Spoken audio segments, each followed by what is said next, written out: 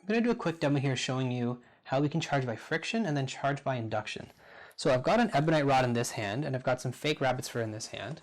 The ebonite rod is a very good electron acceptor and the rabbit's fur is a very good electron donor. So when I rub them together, what I'm doing is I'm able to steal electrons from the rabbit's fur and I'm able to hold them in the ebonite rod. Now, as I take my ebonite rod and I move it close to this electroscope, what we can see very subtly, and you have to look very closely here, is but the leaves at the bottom of the electroscope are very slowly moving away from each other. Now, the reason this is happening is because my electroscope is neutral. What that means is that throughout the entire system, there's an even number of positive and negative charges.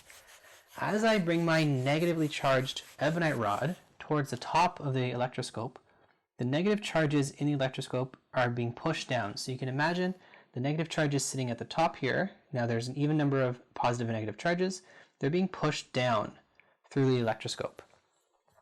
As the negative charges are being pushed down the electroscope, they eventually make their way down to the leaves at the bottom. Those are very, very light and they're kind of literally hanging on by a thread. And so because of that, they are able to repel each other and then move. So as the leaves become negatively charged, they repel each other, as our law of charges tells us, and they're able to move away. We know that this is a kind of temporary charge because as I move the ebonite rod away, we can see that the leaves return to their original positions pretty much immediately. So this is an example of 1, charging by friction as I rub the ebonite rod and the rabbit's fur together, and then 2, charging by induction as I move the ebonite rod close to the ball, forcing electrons to move down the system and forcing the electrons in the leaves to repel each other.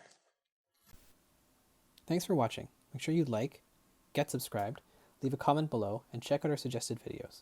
Make sure you hit the bell icon so you don't miss any future updates.